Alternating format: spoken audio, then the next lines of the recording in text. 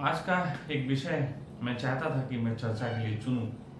तो जब लोगों से पूछा तो ज्यादातर लोगों के जो चाह थी वो ये कि मैं प्रेम पे कुछ बोलूं, और इसीलिए मैंने फिर प्रेम पे बोलने का निर्णय लिया।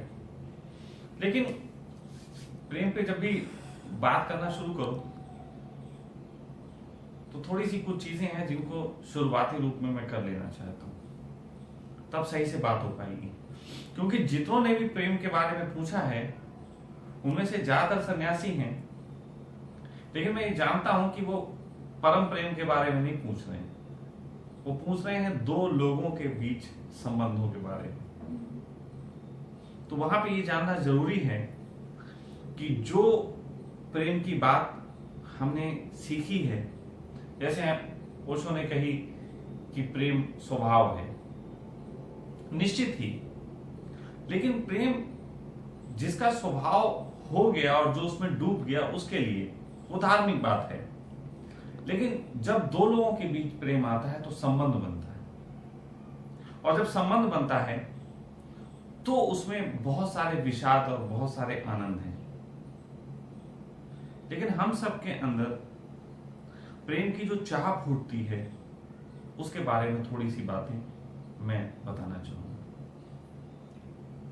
जैसे स्त्री के अंदर एक प्रेम की अलग तरीके की चाह फूटती है, पुरुष के अंदर प्रेम की एक अलग तरीके की चाह फूटती है। तो सवाल यहां पे उठता है, क्या प्रेम अलग अलग टाइप का होता है ना? प्रेम अगर एक है तो दोनों के जज्बात एक होने चाहिए थे। तो मेरे देखे तो असल में प्रेम कुछ है ही नहीं। मैं तो इसको शुरू से खारिज करके चलता हूं। प्रेम है एक फाल्स, एक भ्रम। लेकिन जब मैं बोल रहा हूं प्रेम पे, तो मैं प्रेम के नाम पे जो तुम्हारे संबंधों में उथल पुथल खड़ी हो गई है उस पे बोल रहा हूं। और जब धर्म में इसके बारे में कहा गया कि प्रेम स्वभाव है, तो वो स्वभाव ऐसे ही है जैसे आग का काम है जलाना, पानी के काम है भिगोना, हवा का काम है बहना। तो जैसे ये सबके अपने अपने स्वभाव हैं, ऐसी प्रेम का भी एक स्वभाव है। प्रेम का एकमात्र स्वभाव है जो मैंने पकड़ा है, और वो है मुक्ति। प्रेम सिर्फ मुक्ति है, या ऐसा कह लो, प्रेम वो बूंद है जो मुक्त सागर की तरफ बढ़ रही है और हर पल बढ़ रही है। बीच में कभी कभी भटक जाती, किसी के पानी के बर्तन में कैद हो जाती, तड़पती है, छटपटाती है, फिर किसी की प्यास बुझाने के काम आती है, फिर शरीर से निकलती है पेशाब के रास्ते, फिर नालियों में बहती है, फिर नदी से मिलती है, फिर सागर तक पहुंचती है। कभी कभी बूंद बहुत भटक जाती है, बाष्प बन जाती है, फिर बादलों में जाती, फिर जीरो से शुरू करती। तो असल में प्रेम को मैं सिर्फ इतना ही कहूंगा कि प्रेम के जो विषाद हैं, ज्यादातर लोग उस विषाद के बारे में जानना चाहते हैं, आनंद के बारे में कोई नहीं जानना चाहता। आनंद तो सबको पता है। अगर मैं कहूं कि मैं तुम्हें बताता हूं प्रेम का आनंद क्या है, तो मुझसे बड़ा मूर्ख कोई नहीं है, क्योंकि आनंद को तुम्हें बताने की जरूरत नहीं। बताने की जरूरत यह है कि प्रेम में विषाद कहां पे आता है, और वो विषाद जो है वो दो संबंधों के बीच में कैसे दूर किया जाए, ये है असल में मूल बात। तो मैं इतना ही कहूंगा, कभी किसी नदी को उल्टा बहते देखा? पूरी पृथ्वी पे कोई भी धारा पानी की बह रही है तो सिर्फ वो सागर की तरफ बह रही है। कोई भी धारा अगर वो बह रही है तो वो सिर्फ सागर की तरफ बह रही है। और दूसरा कोई मार्ग ना कभी था, ना है, ना होगा।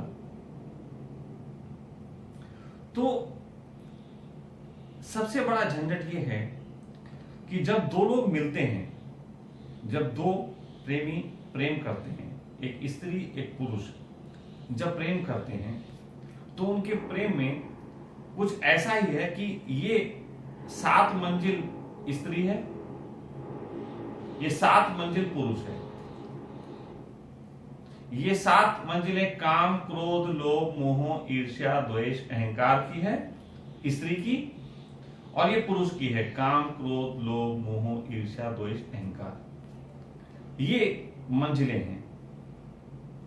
अब ये 2 मंजिलें विपरीत ध्रुव हैं, जैसे ऐसे हैं, यहां कुछ खाली है और इसमें भी कुछ खाली है।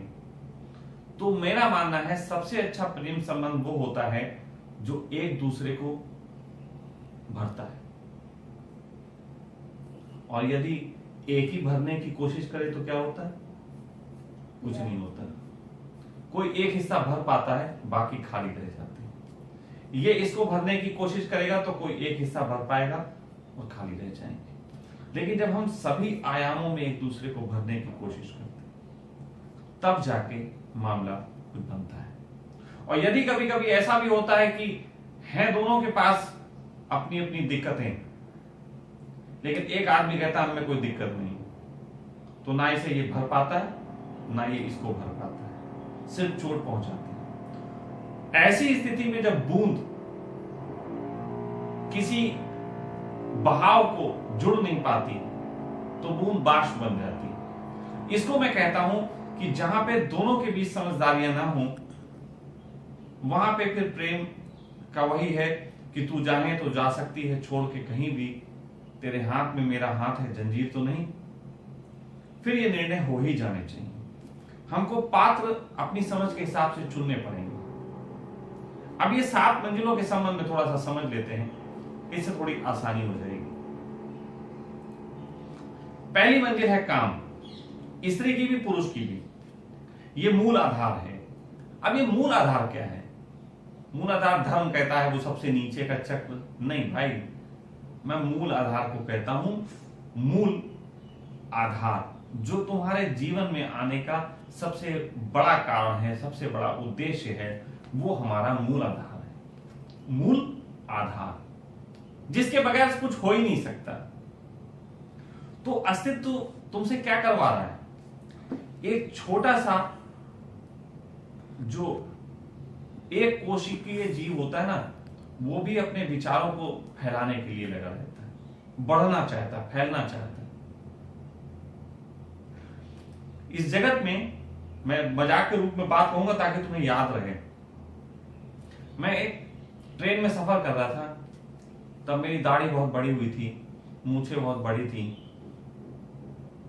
एक मौलाना जी मुझे मिले। कुछ चर्चा के दौरान मौलाना साहब कहने लगे, आपकी सभी बातों से मैं राजी हूं, लेकिन एक चीज से राजी नहीं हो पाता। मैंने कहा बताएं। कहने लगे आपकी मूछें बड़ी हैं। तो हमने कहा इससे क्या होता है? बोले नहीं देखिए, हम लोग हैं मुंह छोटी रखते हैं, आपकी जो बड़ी हैं इसे खाने में थोड़ी सी दिक्कत आती है, बस इतनी सी बात है। मैंने उन्हें जो जवाब दिया वो जवाब सबको समझना चाहिए। मैंने कहा मौलाना साहब, कभी सोचा कि दाढ़ी तो इतनी लंबी हो जाती है, किसी की मूंछ इतनी लंबी क्यों नहीं होती सीधे? अगर वो ताव दे ऐसे ऐसे करके तो इधर तो बढ़ती है, लेकिन ऐसे कभी नहीं बढ़ती। ऐसे यहां तक कभी किसी की मूंछ नहीं आती। अगर आप छोड़ दें मूंछों को सहज रूप से तो ज्यादा से ज्यादा यहां तक आती हैं, इससे अधिक नहीं आती। बोले नहीं। हमने कहा मैं बताता हूं। मैंने कहा गुप्तांगों के बाल और मूंछ के बाल कभी इतने नहीं बढ़ते कि जिससे भोग में या संभोग में दिक्कत हो। परमात्मा राजी है इस चीज से। 2 चीजों से संसार चलता है, इसलिए वो पहले राजी है। भोग से तुम जिंदा रहते हो, संभोग से जगत जिंदा रहता है। तुम्हें जिंदा रखना जरूरी है क्योंकि तुम जगत को बढ़ाने का काम करते हो। तो मूलभूत हमारा जो जन्म है वो जन्म इस बात के लिए बना हुआ है कि हम जन्म देंगे, हम बच्चे पैदा करेंगे। तो जब तक मनुष्य मेटालॉजिस्टिक था, पदार्थवादी था, शरीरवादी था, तब तक उसको औरतें बच्चा पैदा करती थी, उनको कोई दिक्कत नहीं थी, किसी का दिल नहीं टूटता था, कोई साइड में बैठ के रोती नहीं थी, कोई आई मिस यू डार्लिंग नहीं कहती थी। तब तक पुरुष भी लेके गुलाब का फूल पीछे नहीं घूमता था, बस वो जानता था कि किस दिन स्त्री कंसीव कर सकती है, उसी दिन जाके संभोग करता था, स्त्री कंसीव कर लेती थी, फिर टाटा बाय बाय, कुछ करने की बात नहीं। पहले इस तरीके की व्यवस्था थी जब मनुष्य पदार्थवादी था। लेकिन पदार्थवादी जब वो था तब 3 तरीके की बातें थी। हमको भोजन चाहिए था, हमको बच्चे पैदा की सुविधा चाहिए थी, साथ साथ हमको थोड़ी घर वगैरह की जरूरतें थी, घर की, कपड़े की। तो पदार्थवादी था। फिर अचानक मनुष्य में एक क्रांति घटी, उसने बहुत सारे बच्चे पैदा कर लिए, बहुत सारे वस्त्र बना लिए, बहुत सारे मकान बना लिए, और इतना जब बना लिया तब उसे ध्यान आया ज्यादा बच्चे ना हो जाएं कि कहीं मकान कम पड़ जाएं, ज्यादा बच्चे ना हो जाएं कि कहीं कपड़े कम पड़ जाएं और भोजन सब खा जाएं। तो एक लिमिट के बाद उसको लगा कि इस पर रुकावट डाल देनी चाहिए। तो फिर इस तरीके के साधन और इस तरीके की बातें हवा में फैलने लगी कि गर्भ निरोधक आ गए, कंडोम आ गए, गोलियां आ गईं, और इन सब के कारण इंसान जो है उसने बच्चे पैदा करने का द्वार बंद कर दिया। लेकिन कहीं ना कहीं वो चीज तो हमारे अंदर अभी भी थी, वो ऊर्जा उसी रूप में अभी भी हमारे अंदर शामिल थी जिस रूप में आज से 10,000 साल पहले थी। लेकिन क्योंकि हम शरीर की जरूरतों से आगे आ गए थे, इसलिए हमारी मन की जरूरतें निर्मित हो गई थी। जब मन की जरूरतें हैं तो प्रेम है मन की जरूरतों में। बल्कि ऐसा कह लो, जैसे आदमी पहले शिकार करता था नए नए ढंग से, वैसे अब नए नए ढंग से इमोशन को जीने लगा। अब शिकार तो करता नहीं, अब शिकार करते हुए फिल्में देख लेता है। तो यहां पे इसी चीज का उपयोग, जो सेक्स की ऊर्जा थी, इसी चीज का उपयोग मन ने किया प्रेम में। स्त्री के लिए संभोग ऐसा है जैसे वो किसी व्यक्ति को अनुमति देती है कि अपने अंदर के शुक्राणु मुझ में डाल दो, जबकि उसके शरीर की, किसी भी इंसान के शरीर की बनावट ऐसी है कि बाहर की कोई भी चीज वो एक्सेप्ट नहीं करता, एलियन एक्सेप्टेड नहीं है, वो उसका विरोध कर देगा। तो शरीर की बनावट स्त्री की है कि वो अपने अंदर प्रवेश दे सके किसी को, लेकिन इसके लिए वो चुनाव करती है। वो चुनाव करने लगी।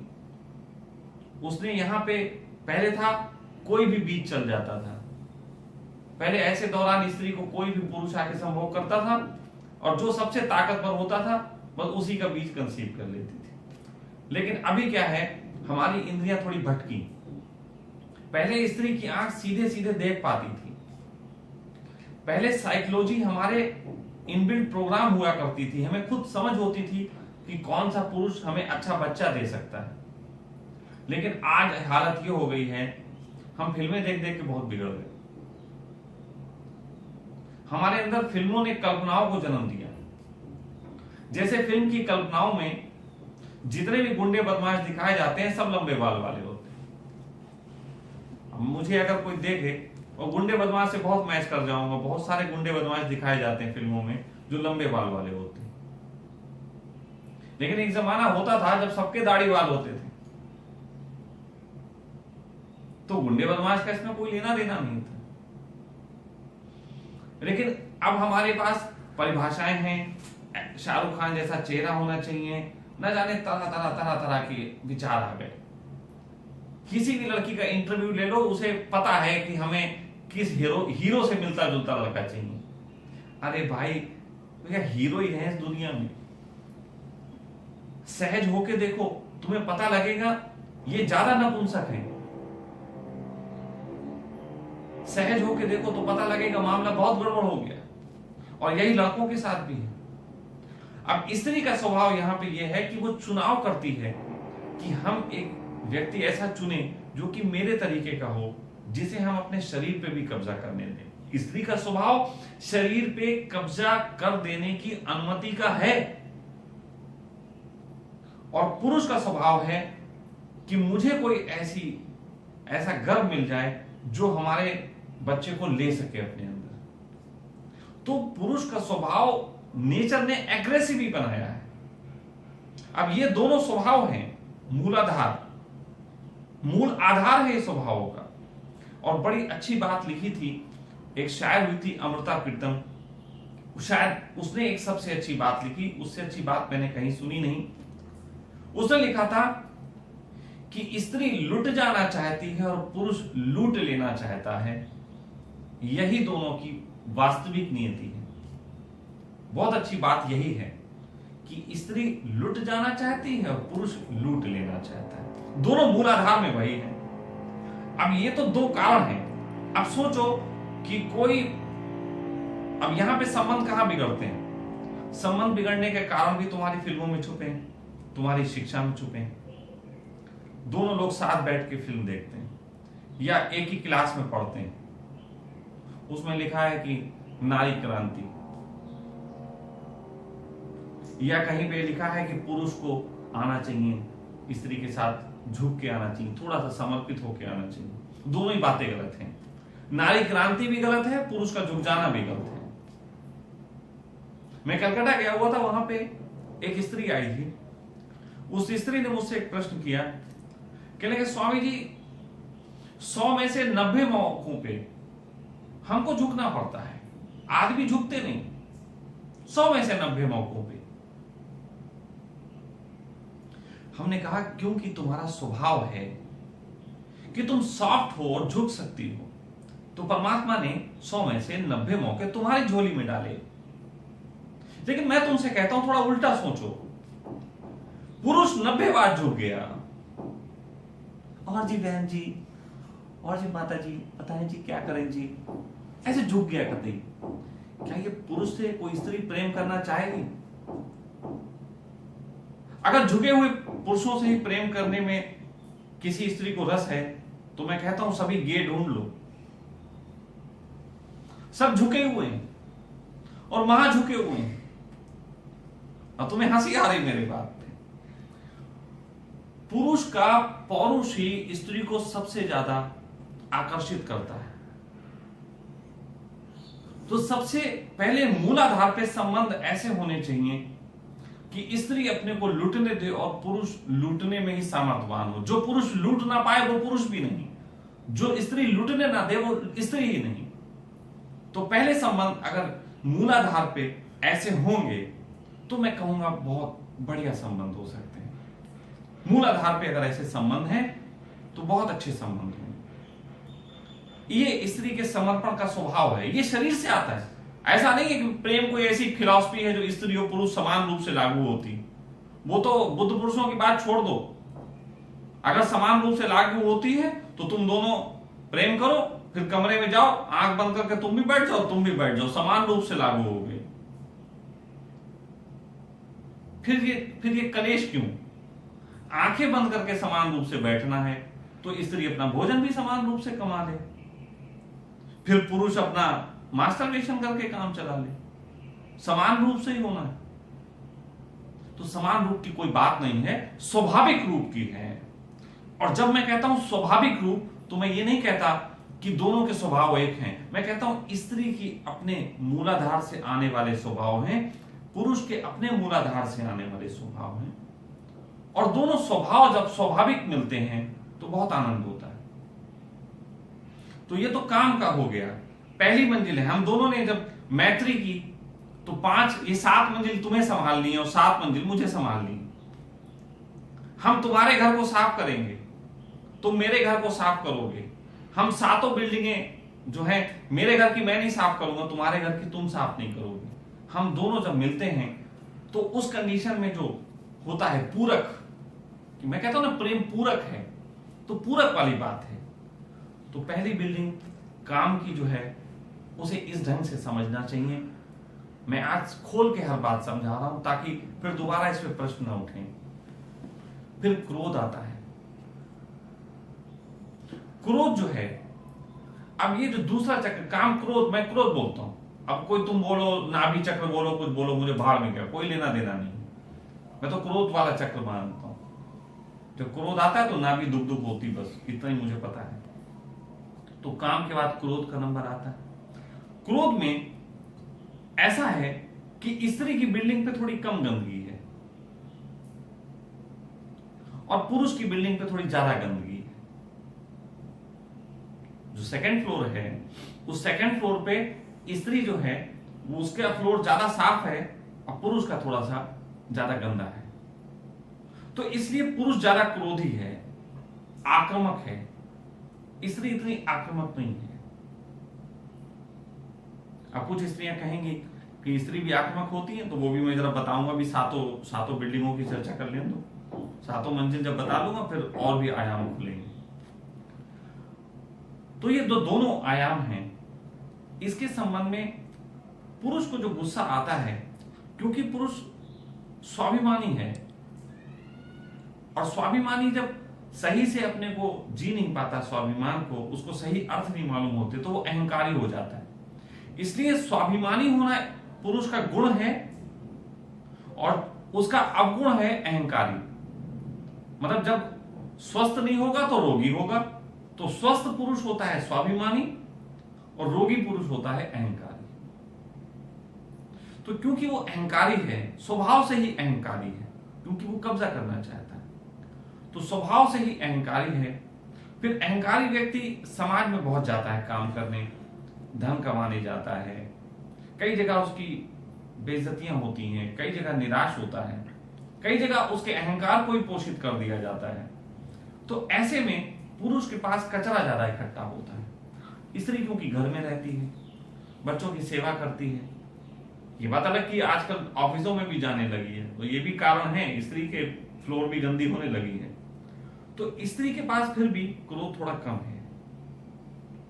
तो मैं ये कहता हूं कि अगर कोई पुरुष स्त्री पे अधिक क्रोध करता है और यदि कोई स्त्री इस चीज से पीड़ित है, लेकिन दोनों को ही मालूम है कि हमारी ये दिक्कत है, लेकिन जब क्रोध का वेग आता है तो पुरुष रोक नहीं पाता, ऐसी कंडीशन में दोनों को जरूरत है कि वो 15 दिन में एक बार एक अवसर ऐसा पैदा करें कि उन्होंने कहा कि अलार्म लगा लेते हैं। अब तो मोबाइल है, सब लोग अलार्म लगा सकते हैं। क्रोध का टाइम अलार्म लगाओ और क्रोध के टाइम पे जितने भी शिकवे गिले हैं स्त्री के और पुरुष के, स्त्री के कम होंगे, पुरुष के थोड़ा ज्यादा होंगे, खूब बैठ के निकालो। लेकिन इसे निकालने का ढंग ये नहीं होना चाहिए कि तुमने उस वक्त जो निकाले तो बाद में तुम्हें याद रहे कमीना उस वक्त वो बोल रहा था और मुझे पता लग गया तेरे दिल में क्या दबा था। अरे दबा था तो निकाल दिया। बच्चे जैसे लड़ते हैं लेकिन उसके बाद फिर वो निर्दोष हो जाते हैं, उन्हें कोई याद नहीं रहती। मैं अपनी बात भी ऐसी करता हूं। मैं जब क्रोधी होता हूं तो क्रोध में मैं बहुत क्रोध करता हूं, लेकिन जैसे ही मेरा क्रोध जाता है मुझे किसी के लिए भी दिल में शिकायत नहीं रह जाती, किसी के लिए भी, जिसने मेरा बुरा भी किया उसके लिए भी नहीं रह जाती। मैं बिल्कुल सहज हो जाता हूं। इससे मैंने पाया कि बूंद को सागर तक बढ़ने में रुकावट कम आती है, वरना बूंद वहीं अटक जाती है, भंवर में अटक जाती है, घूमती रहती है। तो क्रोध को भी इस ढंग से अगर निकाला जा सके तो स्त्री का भी कचरा साफ होगा और पुरुष का भी कचरा साफ होगा। दोनों की बिल्डिंग आप एक दूसरे को सहयोगी बनोगे साफ कराने में। तो क्रोध इस ढंग से काम करता है। फिर लोभ है। लोभ के भी अपने तल हैं, लोभ के भी अपने आयाम हैं। काम के बाद क्रोध और क्रोध के बाद जब लोभ आता है, लोभ क्या है?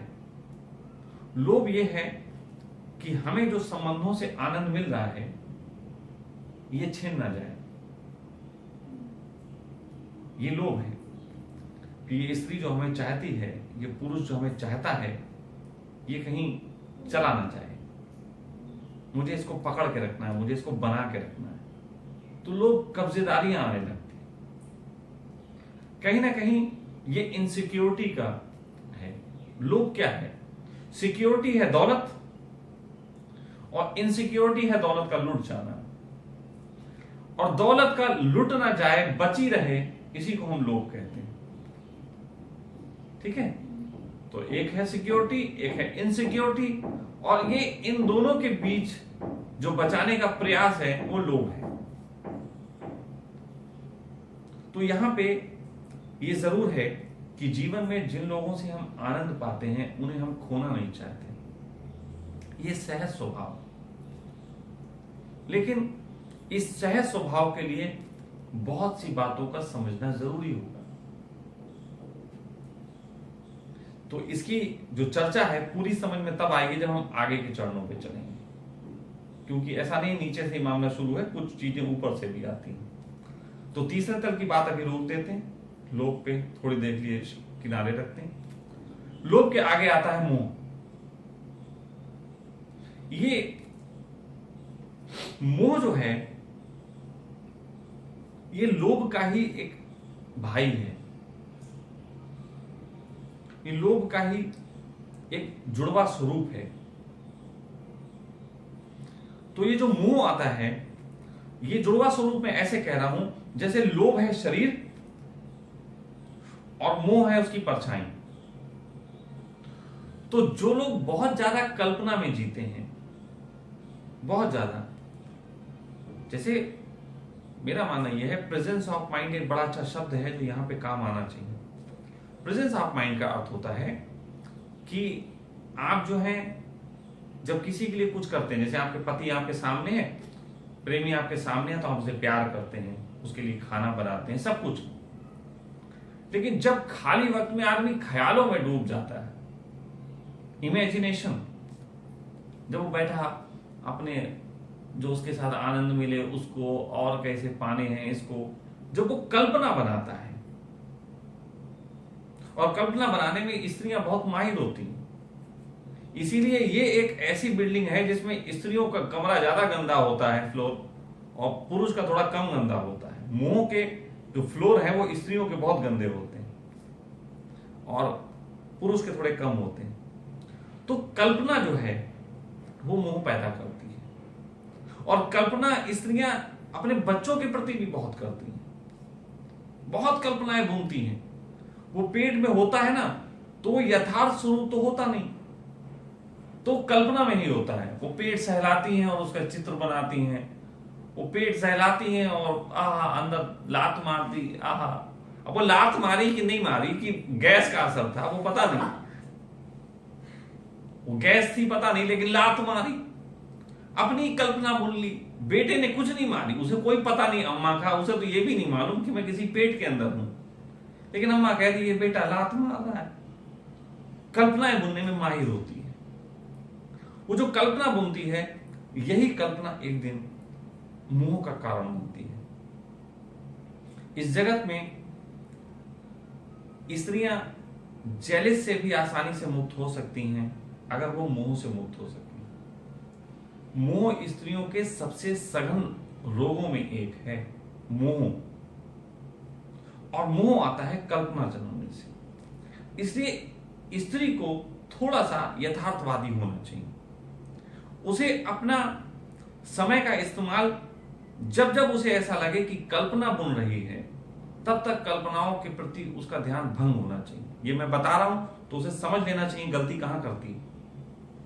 वरना अंदर जब कल्पनाएं तुम कर लोगी कि मेरा पति आएगा शाम को, आज मुझे गोलगप्पे खिलाने ले जाएगा, और वो नहीं ले जाता है, अब वो थका हुआ रहा, उसे क्या मालूम कि तुम्हारे दिमाग में क्या खिचड़ी पक रही है। वो तो बेचारा आया बैग से थका हुआ, उसने बैग रखा, अब तुम चढ़ पड़ी कि आज तो तुम ले नहीं चले हमें गोलगप्पों के लिए। अरे उसे क्या सपने आ रहे थे, बता दिया होता थोड़ा पहला सा। कल्पना की बजाय यथार्थ रूप ले लेती। तुम जिस वक्त कल्पनाएं कर रहे थे कि गोलगप्पे खिलाएगा, उसी वक्त एक मैसेज कर देते उसको कि आज गोलगप्पे लेते आना, तो कल्पना का यथार्थ रूप होता। मैंने देखा है स्त्रियों को मेरे जीवन में बहुत सी स्त्रियां जब आई तो मैंने देखा स्त्रियों को एक बड़ी दिक्कत होती है। उनकी तरफ थोड़ा गौर से देखो और ऐसे कहो हमें मालूम है तुम क्या सोच रही, तो उनको बहुत अच्छा लगता है कि इन्हें मालूम चल गया हम क्या सोच रहे हैं। फिर वो इसको कल्पना से जोड़ लेती हैं, वो जोड़ लेती हैं अब तो हर बात बिना बोले पकड़ लेगा। मैं ज्यादातर स्त्रियों को देखा है कि जितनी स्त्रियां मेरे साथ रहीं या जब भी मैं किसी स्त्री से जुड़ा वो मुझसे कहती आप बताओ ना मैं क्या सोच रही हूँ। अरे भाई मैं क्या बताऊं, नहीं आप बताओ ना। भाई चलो एक बार बता दिया, तू सोच रही है कुछ खिलाने का, अच्छा हाँ ठीक है क्या खिलाने का सोच रही। अरे भाई हद ही कर दी, क्या खिलाना, जो खिलाना है खिला दो, खिलाने का सोच रही, इतना ही पता लग रहा है काफी, अब कोई इतनी कल्पनाएं मैं नहीं कर सकता। अब अगर उन्हें बता भी दो कि तू पराठा बनाने की सोच रही, तो कौन सा पराठा बनाने की सोच रही। जिंदगी में कलेश बो देती हैं आदमियों के अपनी कल्पना के कारण, और वो कल्पना में ऐसे जाल बुन लेती हैं जो कि होते भी नहीं। वो कल्पनाओं में बुन लेती हैं कि ये वफादार होगा, वो कल्पनाओं में बुन लेती हैं कि आज रात मेरे साथ ये सुलूक करेगा, वो कल्पनाओं में बुन लेती हैं कि मुझे स्वयं समझ लेगा। अरे जुबान दी है तो बोलो भाई। अगर स्वयं ही समझने का यंत्र दिया होता तो जिससे अफेयर होता उसकी आवाज कान तक आती नहीं, जरूरत ही नहीं थी। परमात्मा कहता हमने इनबिल्ट प्रोग्राम दे रखा है, जो प्रेम करेंगे उन्हें बोलने की जरूरत ही नहीं होगी, गूंगे बहरे बना देते। लेकिन ये सब मैं इसलिए कह रहा हूं, मैं स्त्री को अपमानित नहीं कर रहा, पुरुष को भी कहीं ना कहीं अपमानित नहीं कर रहा, ना महान बना रहा हूं। मैं सिर्फ इतना बात कर रहा हूं, दोनों के स्वभाव हैं, दोनों की बिल्डिंगों की अपनी अपनी रोग हैं, दोनों की फ्लोर्स कहां कहां गड़बड़ हुई हैं, उनको समझना चाहिए। तो काम क्रोध लोभ मोह ये आयाम हैं, इन आयामों के कारण जो है वो थोड़ी सी गड़बड़ें आती हैं, लोगों के संबंध खराब होने लगते हैं, क्योंकि स्त्री अपनी कल्पना थोपती है, पुरुष यथार्थवादी है। पुरुष कहता है कि नहीं यार मुझे बताओ ना क्या बात है, वो स्त्री मुंह देखेगी, अब पुरुष पूछेगा क्या बात, नहीं जी कुछ नहीं। अरे बताना क्या बात, नहीं जी कुछ नहीं। अरे कुछ तो बोल, वो कहती बोलेंगे नहीं, तो फिर पुरुष को गुस्सा आ जाती। फिर यहीं पे कई बार औरतें पिटती भी हैं। हाँ होता है, मैं बता रहा हूं, ये कॉमन सी चीजें हैं, सब जगह होती हैं। तो कृपा करके संवाद को संवाद के तरीके से बनाओ, और जब भी खाली बैठी हो और तुम्हें लगे कि कल्पना आई, तो तुम्हें उसी वक्त मेरी बात याद आनी चाहिए कि स्वामी जी ने कहा था कल्पना आएगी और ये भ्रम पैदा करेगी। तो तुम अपने अगर कल्पना करो तो मुस्कुराओ कि साले भ्रम दे रही है कितने सारे, ना जाए तो उनको कम से कम एक रास्ता दे दो। तो काम क्रोध लोभ मोह, फिर है ईर्ष्या। ईर्ष्या के संबंध में मैं पहले काफी बोल चुका हूं। ईर्ष्या जो है वो स्त्री और पुरुष दोनों का रोग है, लेकिन पुरुष का जो रोग है ईर्ष्या, उसके पीछे स्पिरिचुअल कॉज है, बहुत गहरा स्पिरिचुअल कॉज है। वो कॉज मैंने पहले भी बोला था एक बार, आज फिर बोल दे रहा हूं। इस जगत में सभी तरीके की चेतनाओं को जन्म देने के लिए गर्भ मौजूद हैं, सिर्फ बुद्धों की चेतनाएं रुकी हुई हैं जन्मने से, क्योंकि उन्हें खास तरीके का गर्भ चाहिए। तो जो मैंने बोला है, एक कृष्ण के जीवन पे मैंने एक वीडियो बोला है, आप लोग अगर वो देखोगे तो आपको उसमें से समझ में आ जाएगा। मैं बच्चे को बोलूंगा कि उसमें लिंक डाल देना कि कौन सा वीडियो था जहां पे मैं ये बात बोल रहा हूं, ताकि लोगों को पता लग जाए। मैं इतना लंबा बोल नहीं सकता, आप भी बोर हो जाओगे, मैं भी बोर हो जाऊंगा। तो उसमें पुरुषों की तरफ से जो बात है वो है कि एक अलग आयाम की बात चाह रहे हैं। स्त्रियों की तरफ जो ईर्ष्या, स्त्रियों की जो ईर्ष्या है, उसका कारण सिर्फ ये है कि स्त्री अपने सौंदर्य को लेके सदा से बहुत उत्साहित रही है। स्त्री सेल्फ सेंटर्ड हो गई है अपने आप को सौंदर्यवान बनाने में। ये बहुत गहरे में हर स्त्री में है। हर स्त्री जो है, दुनिया की बदसूरत से बदसूरत स्त्री एक बात कह के छली जा सकती है। हर पुरुष एक बात ऐसी कह सकता है दुनिया की किसी स्त्री को भी, जो उसे पूरे तरीके से लूट ले, और वो है आप बहुत सुंदर लगती हो। पुरुष ऐसे कहते हैं आप बहुत सुंदर लग रही, बदसूरत से बदसूरत स्त्री इग्नोर नहीं करती इस बात को कि मैं हाँ सुंदर लग रही हूं। लेकिन इसके विपरीत जब होता है, जब पुरुष के मुंह से किसी और की तारीफ सुनती है, जब पुरुष के मुंह से किसी और की तरफ निगाह जाते देखती है, जब पुरुष की ओर से उसको लगता है कि किसी और के लिए लालायित है, तो कहीं ना कहीं गहरे में इंसल्ट पैदा होती है। स्त्री के अंदर ईर्ष्या जो है इंसल्ट के कारण आती है, और वो इंसल्ट के कारण ही सोच नहीं पाती कि मैं, अब फिर पुरुष कहता है कि तू जल रही है, वो बातें लाई होती हैं, स्त्री को और इंसल्ट पैदा होती है। पुरुष जो स्त्री की तरफ भागता है, एक तो कारण है कामुकता का, वो मैं पहले भी बोल चुका हूं कि शुक्राणुओं की संख्या अधिक होती है पुरुषों में, इसलिए भागती है वो स्त्री। पुरुष किसी सौंदर्य के कारण नहीं भाग रहा, वो अपने काम के कारण भाग रहा है। लेकिन स्त्री को जो दिखाई दे रहा है वो ये दिखाई दे रहा है, मैं लगता है सेटिस्फाई नहीं कर पाती, मेरा फिगर अच्छा नहीं है, मैं लगता है सुंदर नहीं हूं, इसलिए जो भाग रहा है। ऐसे में स्त्री को जो इंफीरियरिटी कॉम्प्लेक्स आता है, ऐसे में जो उसको गिल्ट फील होता है, वो गिल्ट फील जो है उसके लिए और खतरनाक बन जाता है। फिर वो इसके लिए युद्ध करती है, फिर इसके लिए वो लड़ती है, फिर इसके लिए वो झूठे प्रयास शुरू कर देती है।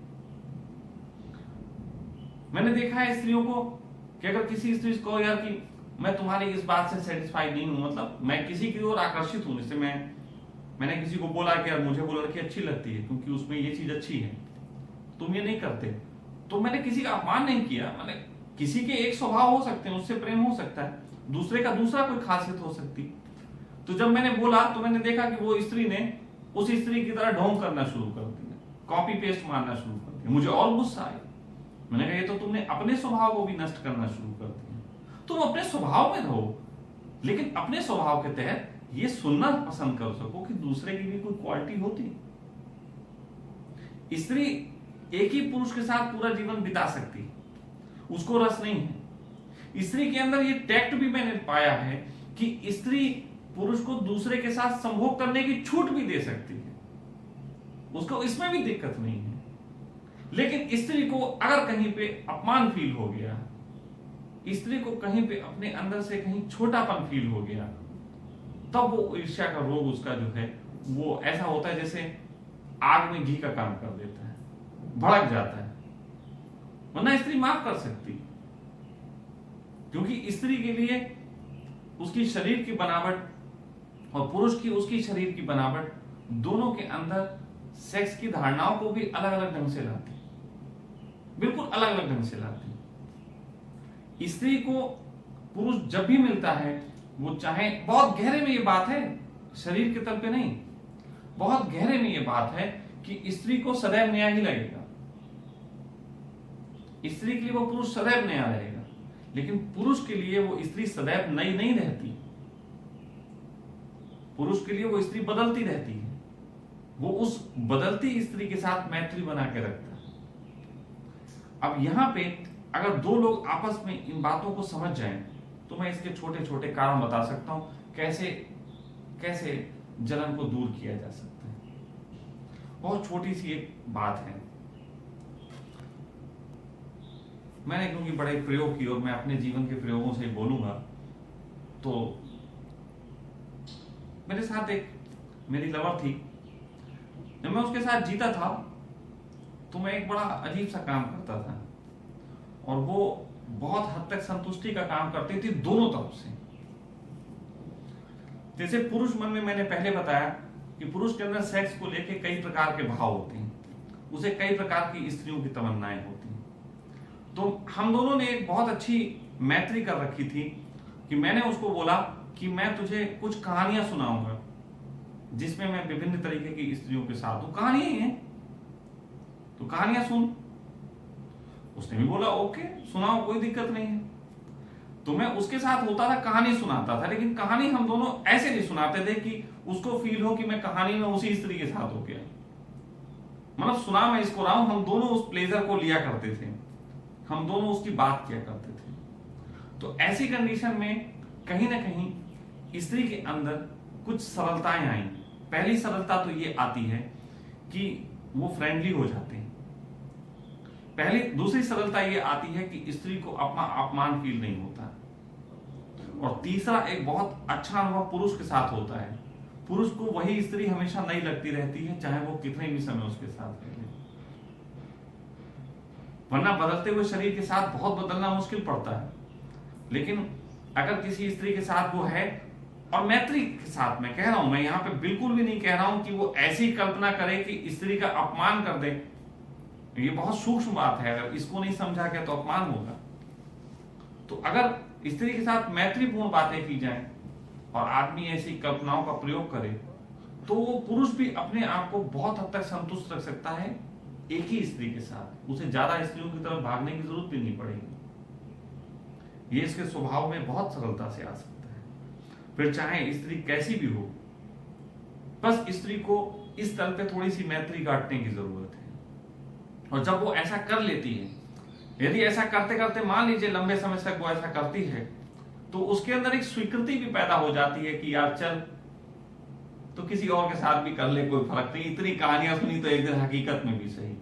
और मैंने देखा कि एक दिन मेरी उसी लवर ने मुझसे एक बार कहा कि यार मैं चाहती हूं कि तुम्हें देखूं किसी के साथ। ये मेरे साथ हुआ। मैं बहुत सी बातें अपने जीवन की खोलता हूं और सब खोल रहा हूं, बता रहा हूं कि मेरे साथ ऐसा हुआ, और उसको कोई भी फर्क नहीं पड़ा। वो सब चीजों को वो सहजता से ले गई, जिन चीजों को स्त्रियों को लगता है बहुत मुश्किल। हाँ, यहाँ पे बहुत से लोगों के प्रश्न आ रहे होंगे, बहुत से लोग ये सोच रही होंगी, स्त्रियां खासतौर पर सोच रही होंगी कि स्वामी जी यही हम भी करते तो, यही काम हम भी करते तो मैं ये कह सकता हूं काम करने में कोई बुरी बात नहीं है, काम तुम भी कर सकते हो और कोई भी फर्क नहीं पड़ जाएगा। अगर तुम भी बहुत दिन कहानियां सुनाओगे, पुरुष भी राजी हो जाएगा। लेकिन बात यहां पे इस चीज की नहीं है कि तुम सिर्फ एक दूसरे को देखने के लिए, एक दूसरे की परीक्षा लेने के लिए ऐसी हरकत करो कि अपने आप तो कर लेता है, मैं भी करके देखूं। बात यहां स्वभाव की भी है। अगर वास्तव में तुम्हारी नीड है तो फिर तुम करो, रोकने वाला उसमें कौन है। लेकिन दूसरी चीज यह है कि अपने अपने आयामों को देखो। तो स्त्री ज्यादा भटकने में रुचि नहीं लेती। स्त्री किसी एक पुरुष के साथ अनंत काल तक आनंदित रह सकती है, क्योंकि स्त्री का प्रेम विजन्स पे नहीं है। वो जब संभोग में भी उतरती तो विजन लेके नहीं उतरती, आंखें बंद करके उतरती, क्योंकि विजन के काम पुरुषों के हैं। स्त्री विजन से प्रेम नहीं करती, स्त्री भाव में डूब जाती है। और जब जब वो विजन बनाएगी, गड़बड़ करेगी। जैसे मैंने मन के तल पे बताया, मोह के तल पे बताया कि मोह के तल पे विजन गड़बड़ करते हैं। लेकिन जब वो किसी स्त्री के साथ, पुरुष के साथ इंटीमेट होती है, तो वो विजन ज्यादा नहीं निर्मित करती। तो ऐसे में जो स्त्रियां विजन में रस लेंगी, वो निश्चित ही उनके अंदर पुरुषों वाले स्वभाव आएंगे और वो स्त्रियां भटकेंगी, वो स्त्रियां और आयामों में जाएंगी, वो स्त्रियां और पुरुषों की तरफ आकर्षित होंगी, क्योंकि अंश रूप में ही सही उनके अंदर भी पुरुष होगा ही। तो ये ईर्ष्या के तल पे मैंने कुछ बातें कही। इनमें जो प्रश्न उठेंगे उन पे आगे हम चर्चा कर लेंगे, क्योंकि प्रश्न तो बहुत आने वाले हैं। फिर काम, क्रोध, लोभ, मोह, ईर्ष्या हो गई। एक फिर द्वेष आता है। द्वेष, यहाँ पे ये जो कंठ होता है ना, इसे मैं द्वेष का बोलता हूं। द्वेष ऐसा होता है, किसी के लिए कुछ गाली देने की तमन्ना कर रही, वो गाली दे नहीं पाते, तो तुमने देखा ऐसे ऐसे होता है, गला थोड़ा सा होता है कि कुछ कहना है लेकिन वो कह नहीं पाते। द्वेष जो होता है वो तभी उठेगा जब कोई पुरुष या स्त्री एक दूसरे को खिलने में सहयोगी ना बने। द्वेष सिर्फ इतनी सी बात है। अगर दो लोग एक दूसरे के पूरे आयामों पे काम कर रहे हैं, जैसा कि मैं बता रहा हूं, तो द्वेष नहीं उठता। द्वेष उठने का कारण ही तब होगा जब ऐसे कहो तुमने मेरा काम नहीं किया, और वो कहे तुमने मेरा काम नहीं किया। औरत कहे तुम साड़ी नहीं लेके आए, और आदमी कहे तुम आज बदसूरत लग रही हो, तो ये द्वेष पैदा होते हैं। तो जब मैं कह चुका हूं कि 7 मंजिलें इसकी हैं और 7 इसकी हैं, यदि तुम इसकी मंजिल में कोई सफाई नहीं करोगे तो ये गाली देगी, और अगर इसकी मंजिल में तुम सफाई नहीं करोगी तो वो गाली देगा। इसलिए द्वेष पैदा होता है तब जब तुम एक दूसरे के साथ ऑनेस्ट ना रहो। और ऑनेस्टी का मतलब सिर्फ सेक्स रिलेशन नहीं है, ऑनेस्टी का मतलब है हमारे और आयामों के प्रति तुमने क्या सोचा। पति थक के आया तो क्या एक स्त्री ने चाय सोची या अपनी शिकायतें सोची, इससे भी ऑनेस्टी का लेना देना है। तो द्वेष सिर्फ इतनी सी बात है, अगर सब आयामों पे तुम सब चलते रहे तो द्वेष नहीं आएगा। तो काम, क्रोध, लोभ, मोह, ईर्ष्या, द्वेष, फिर एक है अहंकार। अहंकार कुछ नहीं है, ये हम इसको धर्म जगत में थर्ड आई से जानते हैं। अहंकार है दो संबंधों के बीच, अहंकार वाली कोई बात नहीं है। दो संबंधों के बीच सबसे ऊंचा जो टॉप पे बोला गया, जिसको थर्ड आई हम बोलते हैं धर्म में, तो उसको हम अहंकार का शब्द ले रहे हैं, लेकिन उसकी पूरी वास्तविक बात यह है कि प्रेम होता है state of mind. State of mind का मतलब होता है समझ की ऊंचाइयां, लेकिन नहीं, स्टेट ऑफ माइंड समझ की ऊंचाइयां नहीं है, बल्कि स्टेट ऑफ माइंड है समझ की गोलाइयां।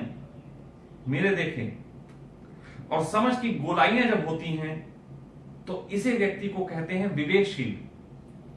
अगर किसी का स्टेट ऑफ माइंड होगा तो वो सबसे ऊंची स्थिति पे होगा, फिर वो हर एक से उम्मीद करेगा मुझे हर, बस जैसे अगर कोई मेरे पास आए, मुझे कोई प्रेम करता है तो वो हैरान रह जाता है, कहता आप बच्चे की तरह अटकेलियां भी कर लेते हो, हंसी मजाक भी कर लेते हो, आप काम को भी जीते हो, आप एंजॉय भी करते हो, और आप हमेशा धार्मिक रूप से गंभीर भी हो, मेरे अपने सारे कलर्स हैं।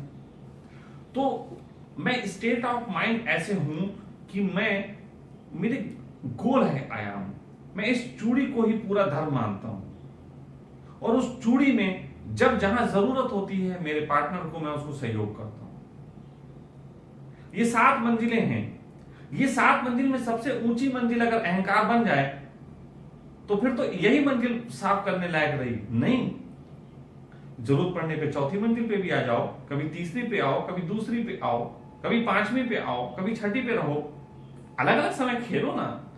दोनों की बिल्डिंगें हैं, अलग अलग मूवमेंट पे। कभी कोई स्त्री अठखेलियां करना चाहती है तो खेलो ना उसके साथ, कभी पुरुष ज्ञानी हो जाना चाहता है तो सुनो ना उसको गुरु की तरह। तो हर एक के अपने अपने आयाम हैं।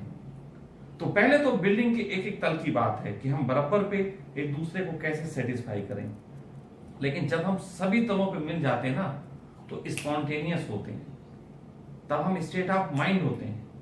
और स्टेट ऑफ माइंड होने वाला व्यक्ति साथ में उस पर बैठा हुआ और एक में मंजिल पे काम कर लेगा, 6ठे मंजिल पे बैठा हुआ और चौथी मंजिल इसकी साफ कर देगा, फिर वो बहुत गहरी बात हो जाती है। स्टेट ऑफ माइंड, कोई भी प्रेमी जब इन सारी मंजिलों को एक दूसरे को समझता चलता है तो स्टेट ऑफ माइंड पे वो शंकर और पार्वती हो जाता है। आज आपको एक बड़े राज की बात बता रहा हूं।